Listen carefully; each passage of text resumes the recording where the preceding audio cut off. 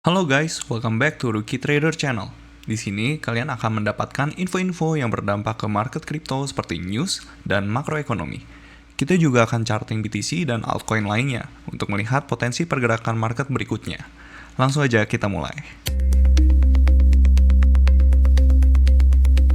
Halo semuanya, selamat datang kembali di Market Update hari Jumat 31 Oktober 2025. Sebelum kita masuk ke pembahasan, gue mau info kalau kita akan ngadain live streaming ketika ada video update harian seperti ini yang like-nya mencapai 100. Supaya gue tahu antusias teman-teman dan gue juga jadi semakin semangat ke depannya ya. Semoga bisa tercapai 100 likes-nya. Langsung kita ke pembahasan. Oke, untuk market update hari ini, pasar global baru aja dilanda dua badai katalis besar ya. Sinyal hawkish dari Jerome Powell kemarin subuh, kini direspons oleh hasil KTT Trump dan Xi yang cukup bullish nih. Kita langsung aja bahas beritanya. Semua mata terbukti benar tertuju pada pertemuan dua raksasa ekonomi, Donald Trump dan Xi Jinping di Korea Selatan. Hasilnya, Trump menyebut pertemuan ini ratingnya 12 dari 10 dan mengumumkan konsesi dagang besar. Ini adalah game changer untuk sentimen risk on di Q4. Apa poin-poin penting kesepakatannya? Yang pertama ada pemotongan tarif. US akan memotong tarif pada barang-barang terkait fentanyl asal China dari 20% menjadi 10%. Secara total, tarif US pada China turun dari 57% menjadi 47%. China juga menangguhkan countermeasures terkait investasi Section 301 selama 1 tahun. Yang kedua, rare earth beres. Tapi nggak beres-beres amat sih, di-delay selama 1 tahun. Isu rare earth sudah terselesaikan. China setuju untuk terus melanjutkan pasokan mineral ini dan menangguhkan rencana ekspor kontrol yang sangat ditakuti market untuk ditahan selama 1 tahun. Ini kabar baik bagi supply chain global dan pabrik US. Terus untuk yang ketiga, pembelian soybean lanjut. China akan melanjutkan pembelian soybean dan produk pertanian US dalam skala besar. Menteri Keuangan US bahkan menyebut China akan membeli minimal 12 juta metrik ton soybean per tahun selama 3 tahun ke depan. Terus untuk yang keempat, isu teknologi, chips, Trump mengklarifikasi bahwa tidak ada pembahasan Blackwell chips dari Nvidia. Namun mereka sepakat China akan berdiskusi dengan Nvidia untuk pembelian chips lainnya. Lalu yang terakhir, sinyal stabilitas. Kedua presiden sepakat untuk terus berkomunikasi, dengan Trump akan mengunjungi China pada April 2026. Dan Xi akan berkunjung ke US setelahnya.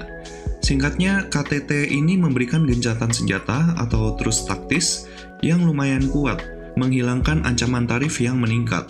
Ini adalah salah satu katalis bullish yang kita miliki untuk mendorong rally akhir tahun di tengah ketidakpastiannya The Fed. Terus kita langsung lanjut aja ya ke berita yang kedua. Di sisi lain masih sama nih, market masih mencerna plot twist dari The Fed kemarin subuh ya. Meskipun The Fed memangkas suku bunga 25 basis point sesuai ekspektasi dan mengumumkan penghentian quantitative tightening pada 1 Desember, sebuah sinyal positif untuk likuiditas sebenarnya. Tapi Ketua The Fed Jerome Powell mengeluarkan pernyataan yang sangat hawkish. Powell menyatakan pemotongan suku bunga di Desember itu jauh dari terjamin dan menekankan bahwa The Fed bisa bersikap hati-hati jika data ekonomi tidak jelas. Dampaknya ke pasar? Ini menciptakan dilema ya. Di satu sisi QT itu mau berhenti, ini adalah banjir likuiditas ya, bagus untuk aset berisiko, pandangan bullish jangka panjang. Tapi di sisi lain, pembatalan janji cut rate di Desember oleh Powell memicu ketidakpastian jangka pendek dan membatasi optimisme. Jadi bisa dibilang untuk kesimpulan market update hari ini, dari pertemuan Trump dan Xi ada gencatan senjata taktis. Kita harus mengakui nih, kalau hasil meetingnya Xi dan Trump itu bullish untuk sentimen jangka pendek, dengan pemotongan tarif dan penangguhan isu rare earth. Ancaman eskalasi perang dagang itu telah hilang untuk sementara waktu. Ini akan mendorong risk on dan menopang rally yang kita harapkan. Tapi, kita juga jangan terlalu euforia, ini cuma delay soalnya. Kita harus skeptis, kesepakatan ini hanya penundaan selama 1 tahun. Isu mendasar seperti persaingan teknologi, Taiwan, dan tarif Section 301 yang tersisa itu belum tuntas. China masih memegang kartu rare earth sebagai leverage. Jika US tidak membuat konsensi lebih besar, masalah yang sama akan kembali menghantui pasar pada tahun depan. Jadi ini adalah katalis yang kuat, tapi bullish secara taktis, bukan riset fundamental. Terus yang ketiga, dilemanya Powell sama likuiditas. Penghentian quantitative tightening ini memberikan kita banjir likuiditas yang secara historis itu kuat untuk Bitcoin. Tapi komentarnya Powell itu yang hawkish, menahan janji rate cut di Desember, ini menciptakan lingkungan yang volatile. Dan bisa aja dimanfaatkan whales untuk menggoreng pasar sebelum exit di puncak euforia. Jadi balik lagi ya, kita udah masuk Q4, jangan terlalu agresif, ini bukan saat yang tepat untuk agresif, tapi kita justru harus hati-hati dan mempertimbangkan resiko yang ada. Kayak gitu, terus kita langsung lanjut ke far side. Nah, oke, untuk Bitcoin ETF flow di sini kelihatan ya, di tanggal 29 Oktober kemarin, ini ternyata BlackRock melakukan penjualan juga nih. Penjualannya itu mencapai 88,1 juta dolar. Sampai akhirnya ETF flow-nya Bitcoin itu mencapai 470,7 juta dolar. Ini lumayan buruk untuk market, jadi kita perlu pantau untuk price action-nya seperti apa.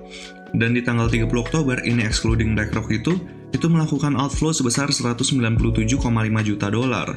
Ini masih excluding BlackRock, jadi kita lihat aja nanti ketika datanya BlackRock itu udah keluar. Kalau dari ETF flow ini bisa dibilang buruk ya, ini buruk banget karena outflow-nya itu gede. Ini kemarin aja mencapai 470-an juta gitu. So, untuk dari ETF bisa dibilang pelaku ETF itu udah mulai panik ya. Bitcoin itu kemarin berhasil ya mencapai ke level super krusial. Jadi nanti kita bahas aja dari price action-nya, terus kita lanjut lagi ke Ethereum. Nah, justru untuk Ethereum ini ada kabar yang mengejutkan ya. Jadi untuk BlackRock kemarin itu justru nggak melakukan outflow nih.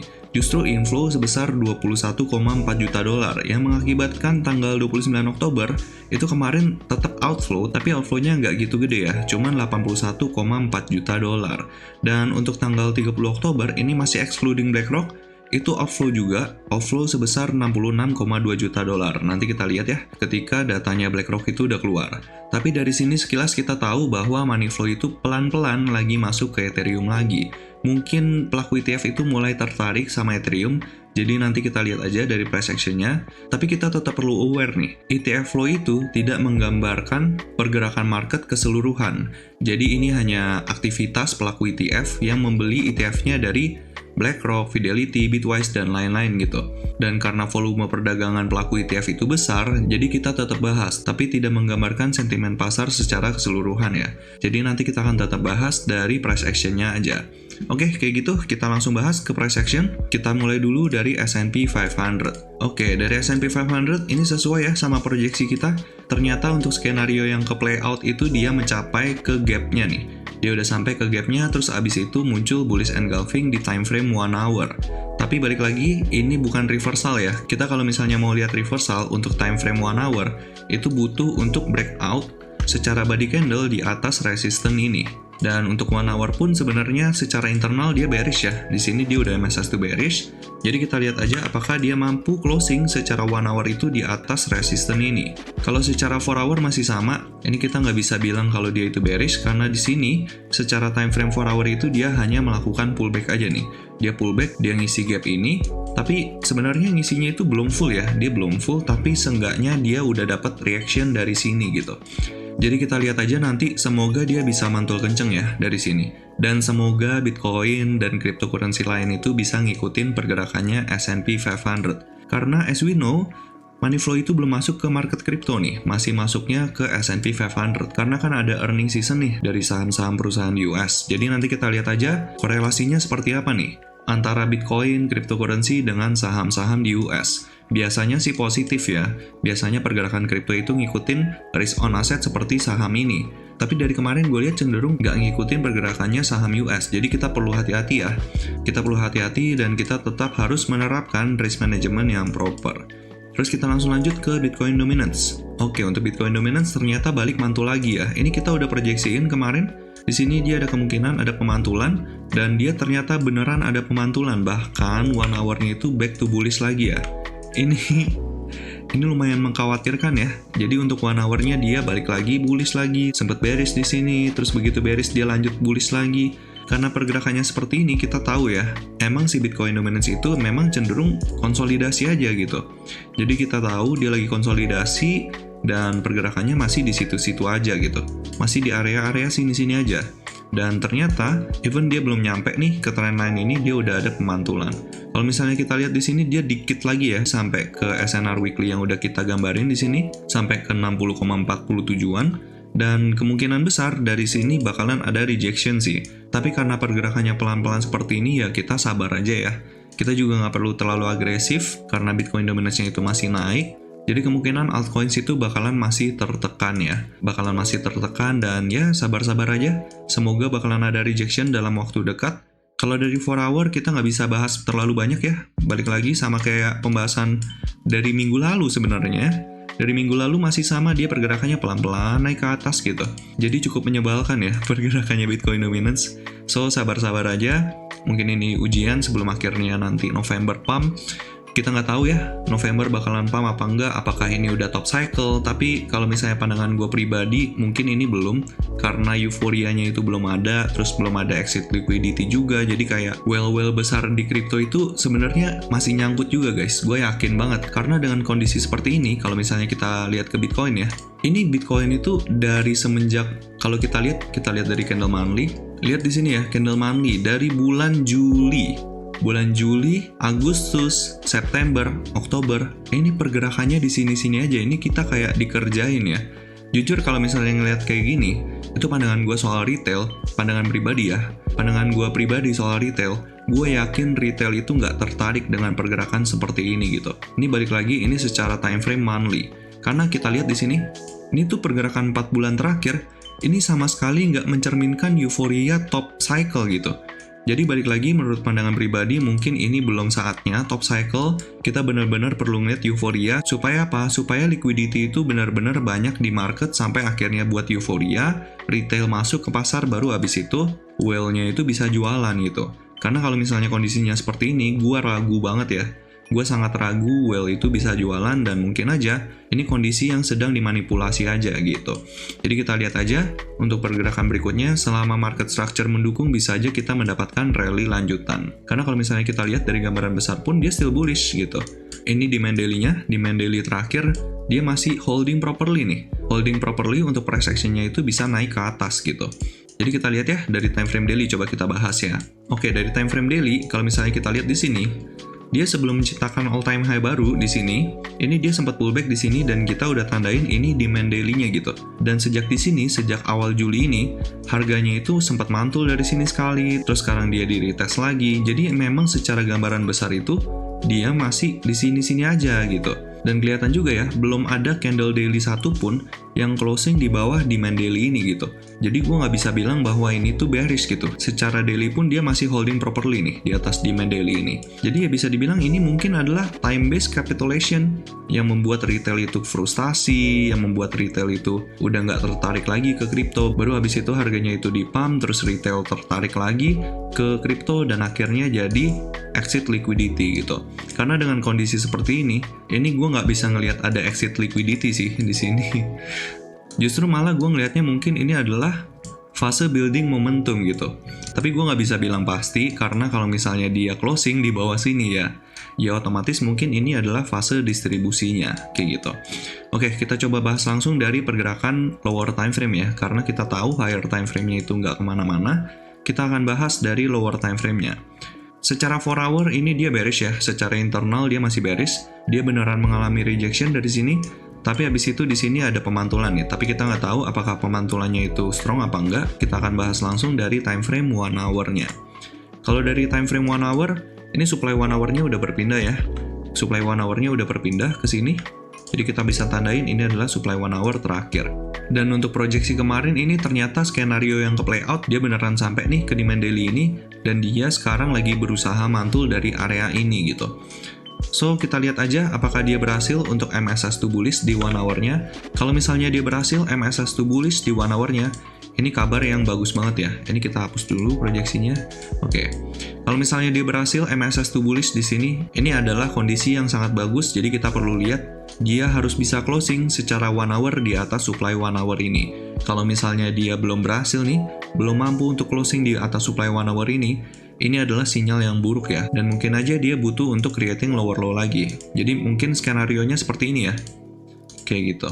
Kayak gitu untuk Bitcoin, so lumayan buruk, lumayan mengkhawatirkan, so sabar-sabar dulu ya guys. Mungkin pergerakan yang sebenarnya itu baru akan mulai di November, kita nggak tahu. Jadi nanti kita lihat aja dari market structure-nya gitu. Karena dari market structure pun dia masih bearish gitu. Di internalnya itu dia still bearish. So jangan terlalu euforia dulu, mungkin aja bakalan kejadian seperti ini nih.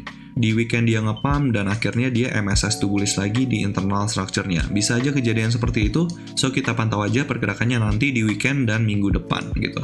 Untuk hari ini jangan agresif karena ini hari Jumat, akan ada penutupan candle weekly untuk pergerakan saham. Kalau misalnya mau trading pun harus menggunakan risk management yang proper ya. Terus kita langsung lanjut ke Ethereum. Nah oke, untuk Ethereum ternyata dia nggak berhasil mantul ya dari sini. Dia nggak berhasil mantul dan dia cenderung bikin lower low nih.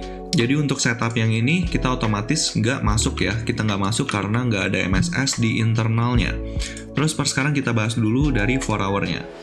Oke, untuk 4 hour ini kelihatan ya, dia habis retest ke area yang cukup krusial nih. Ini bisa dibilang ini adalah batas bawah dari konsolidasi ini gitu. Karena dia habis nyentuh batas atas, terus habis itu dia langsung nyentuh batas bawah nih. Ini balik lagi kita perlu hati-hati, ada skenario dia bisa retest lagi ke trendline bawah ini, atau bahkan bisa mencapai ke sini nih. Ini adalah area target pelemahan dari C-wave dari pergerakan ini nih. Dari pergerakan ini. Jadi gue asumsinya ini A-wave, B-wave, dan C-wave gitu.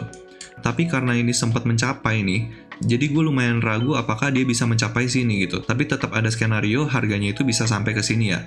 Untuk harganya itu di kisaran 3.600-an, 3.610 sampai 3.550. Jadi nanti kita lihat aja apakah dia sampai ke sini apa enggak. Tapi kalau misalnya dari sini dia langsung ada pemantulan, itu justru bagus ya. Itu justru bagus buat Ethereum, artinya buyers di sini tuh siap menampung Ethereum di harga yang sekarang gitu. Kalau misalnya dari 1 hour sama, kayak Bitcoin, dia belum ada MSS to bullish di internal structure-nya. Untuk MSS to bullish-nya itu masih jauh ya. Di sini dia butuh take out dulu supply ini kalau misalnya dia mau MSS to bullish gitu. Tapi kalau misalnya dia belum berhasil untuk take out supply ini, ya kita nggak bisa berharap banyak ya. Mungkin aja dia bisa creating lower low dari sini. Jadi masih ada dua kemungkinan, either dia sampai ke supply 1 hour ini terus ke reject, atau dia bisa breakout dari sini, kayak gitu. Karena sekarang kita masih ada di level krusial ya. Ini level krusialnya, ini batas bawah dari konsolidasi ini. So, menurut gue, shorting is not a wise choice ya. Jadi masih wait and see, mungkin kita baru dapat kepastiannya itu di minggu depan, kayak gitu. Terus untuk gambaran besar masih sama ya. Ini masih nggak kemana-mana, cenderung bikin lower low terus. Jadi menurut gue sabar-sabar aja. Masih ada kemungkinan, sebenarnya masih ada kemungkinan dia bisa naik ke sini. Tapi kita benar-benar butuh katalis ya, untuk menggerakkan Ethereum itu bisa sampai ke sini gitu. Kalau misalnya nggak ada katalis apa-apa, ya expecting dia bakalan konsolidasi aja nih. Sampai November, ada kemungkinan dia bakalan konsolidasi aja seperti ini gitu. Tapi gue ragu juga sih, karena kan QT itu berhenti ya. Ya mungkin aja market bisa pricing in untuk berhentinya QT di 1 Desember 2025, mungkin aja bisa seperti itu. Jadi kita lihat aja nanti apakah price action-nya juga mendukung ya, kayak gitu. Ya, untuk Bitcoin sama Ethereum sama-sama konsolidasi jadi lumayan bingung ya. Yang nyangkut-nyangkut, kalian harus punya exit plan bahkan untuk worst case skenario gitu. Kalau misalnya skenario-nya kita udah masuk ke bear market, ya udah kita harus siap untuk stop loss gitu. Even kalau misalnya Ethereum itu sampai ke bawah demand daily ini, menurut gue bijak sih kalau misalnya stop loss di sini tuh bijak. Terus kalau misalnya naik, kita jangan lupa untuk taking profit juga gitu. Terus kita akan langsung lanjut ke pembahasannya Mudeng. Ada yang request ya, Bang Mudeng gimana Bang? Tolong bahas Mudeng. Oke, sekarang kita akan bahas Mudeng. Mudeng, apa nih? Bacanya Mudeng apa Mudeng? Nggak tahu ya, oke. Kita bahas dulu dari time frame weekly. Secara time frame weekly, dia still bullish ya. Dia still bullish, tapi balik lagi, ini pasti range-nya besar banget. Karena kalau misalnya kita dari sini ke sini aja, kelihatan ya 1400%, even range di sini aja 1400%. So, kita akan lihat dari time frame kecilnya aja. Kita lihat dari daily dulu. Oke, secara daily dia bullish ya. Di sini MSS-nya dan untuk demand-nya masih jauh banget ya. Untuk demand-nya itu masih di sini. Terus habis itu di sini ada fair value gap. Fair value gap ini masih menahan pergerakan Mudeng, masih tetap di atas, tapi nggak tahu apakah akan bertahan apa enggak. Kita akan bahas dari internal structure-nya. Kalau dari internal structure, dia obviously bearish ya. Di sini dia breakdown, dan akhirnya dia bikin lower low gitu. Karena kapitulasi kemarin, di sini kita bisa tandain dia breakdown. Dan untuk supply daily terakhirnya itu masih di sini. Masih sangat jauh supply daily-nya. Oke, terus kita akan langsung bahas ke 4 hour. Kalau dari 4 hour, di sini dia sama ya, sama pergerakannya Ethereum itu masih sama. Dia cuman konsolidasi aja di range ini. Bahkan sekarang ada tanda-tanda dia breakdown nih. Dia ada tanda-tanda dia breakdown dari sini. Ada closing tapi kecil banget ya. Mungkin ini liquidity sweep, tapi kita nggak tahu ya. Kita nggak tahu ini liquidity sweep atau enggak, kecuali dia kasih kita informasi dia bisa breakout dari supply ini gitu. Ini balik lagi cuman internal ya. Ini internal doang, so kita perlu konfirmasi tambahan gitu. Dan untuk supply 4 hour-nya secara internal itu di sini. Ini supply 4 hour-nya. Terus kita bahas ke 1 hour. Oke, secara 1 hour pun sama ya, internalnya di sini juga. Mungkin gue akan hilangin supply 4 hour-nya, kita akan pindahin langsung ke eksternal aja. Sebenarnya supply 4 hour-nya itu di sini, dia sejalan sama supply daily-nya. Tapi karena areanya deketan, mungkin gue akan taruh di sini ya, sebagai batas atas dari konsolidasi di sini gitu. Dan ternyata di sini sempat ke-retest ya, dia sempat ke-retest di sini dan habis itu mengalami rejection yang cukup kuat gitu. So untuk Mudeng bisa dibilang secara 4 hour, 1 hour, daily itu bearish ya di internalnya. Walaupun daily-nya secara eksternal itu bullish di sini, tapi menurut gua kita jangan mau lah dibawa turun 60% gitu. Jangan mau dibawa turun 60% kalau misalnya kalian mau beli Mudeng, mungkin trade plan-nya bisa kayak gini ya. Kalau misalnya Mudeng secara time frame daily dia turun di bawah bull FVG ini, mungkin boleh dikonsider untuk cut loss. Ini turunnya itu sekitar 10%-an. Tapi balik lagi, ini bukanlah struktur yang strong ya. Jadi nggak ada jaminan bahwa dia bisa mantul dari sini gitu. Jangan all in dan pakai size yang kecil aja gitu. Karena Mudeng itu meme coin, dan meme coin itu cenderung pump and dump ya. Kayak gini, dia nge-pump kencang, terus habis itu dia slow bleeding gitu. So be careful, jangan sampai mau dibawa turun sampai 60% atau bahkan 80% gitu. Kayak gitu untuk Mudeng, terus kita langsung lanjut ke BGB. Karena ada yang request ya, BGB, gimana bang BGB? Oke, kita akan bahas lagi BGB. BGB terakhir kita bahas tuh dia beneran cuman konsolidasi aja ya, konsolidasinya lumayan lama. Tapi kalau misalnya secara gambaran besar, dia itu still bullish ya. Dia still bullish di sini, terus habis itu dia konsolidasi lama di sini gitu. Jadi kita akan bahas dari internal structure-nya aja ya. Sebelum gue bahas internal structure-nya, kita perlu aware nih. BGB itu dari tahun lalu 2024, ini gue coba dari sini ya, dari sini ke harga sekarang, itu naiknya udah 290-an%. Kalau misalnya dari sini, dari 2022 ke harga yang sekarang, itu naiknya 2200%, 2300%. So, be careful, kalau misalnya kalian mau invest di sini, kita perlu ingat bahwa BGB udah naik 2000% plus. Jadi orang-orang yang beli di sini, itu nggak mungkin nggak melakukan taking profit di sini. Kalau misalnya orang-orang yang beli di sini, taking profit di sini, ya otomatis harganya BGB itu bisa turun gitu. Karena lebih banyak yang jual daripada yang beli gitu. Kayak gitu ya. Jadi kita akan bahas dari internal structure-nya. Dari internal structure kurang lebih sama pembahasan kita yang lalu. Di sini dia beneran mengalami rejection nih di supply 1 hour ini. Terakhir kan di sini, mungkin karena kita ngelihat dia ada rejection dari area OTI ini, terus habis itu ya ekspektasinya dia creating lower low, tapi ternyata habis itu dia mantul ya. Dia mantul, fake out dulu supply 1 hour ini, baru habis itu dia mengalami rejection. Cukup nyebelin ya price action-nya. Dia rejection dari OTI, terus habis itu dia mantul di sini, terus habis itu dia malah ke reject, bahkan ada fake out-nya dulu, baru dia turun. Jadi per sekarang untuk 1 hour-nya itu masih sama, supply-nya itu masih di sini, dan dia untuk internal structure, dari internal structure ini pun dia still bearish ya. Dia berhasil bearish di sini, dan untuk supply terdekatnya itu ada di sini. Wah, ini cukup ribet ya. Dia kayak one push ya, tapi kalau misalnya untuk internal, kita bisa tandain lah. Kita bisa tandain untuk area ini ya. Be careful ya guys, ini dia habis retest ke supply 1 hour ini, dan dia ada sign, dia ada rejection nih dari sini. So be careful, dia belum ada tanda-tanda dia mengalami reversal gitu. Even dia sebenarnya udah sampai ke support ya, udah sampai ke area support ini, tapi ternyata di sini ada rejection lagi. Coba kita lihat dari 4 hour-nya. Oke, dari 4 hour-nya pun dia masih konsolidasi ya. Dia masih konsolidasi, dia belum break of structure. Ini gue taruh letak break of structure-nya itu di sini, di kisaran harga 44246. Jadi nanti kita lihat aja apakah di sini dia breakdown dulu, mungkin ada liquidity sweep dulu, baru habis itu dia ada pemantulan, kita nggak tahu. Karena secara 4 hour pun dia masih kelihatannya cuman konsolidasi aja ya. Oke, kayak gitu untuk BGB. Kalau misalnya mau trading mungkin tunggu sampai 1 hour-nya itu secara internal itu back to bullish dulu nih. Misalnya dia kejadiannya kayak gini, baru kita manfaatin ketika dia pullback gitu. Kalau sekarang belum ada tanda-tanda penguatan, jangan paksain trading dan mungkin tunggu konfirmasi dulu nih di 1 hour-nya. Kayak gitu ya untuk BGB. Terus habis itu gua mau bahas soal Tron. Karena ada yang request juga ya, Tron gimana bang? Tron. Oke, Tron. Kita akan bahas TRX. Ini TRX sempet nge-pump parah ya. Ini kapan gue terakhir bahas ya? Udah lama banget ya. Kita bahas dulu dari time frame weekly. Dari time frame weekly ini obviously bullish ya. Even dari sini ini adalah pullback terakhirnya nih untuk time frame weekly. Dari sini ke harga yang sekarang itu naiknya itu udah 160-an% nih. bullish banget ya, bullish banget. Dia bahkan udah ciptain all time high baru di sini.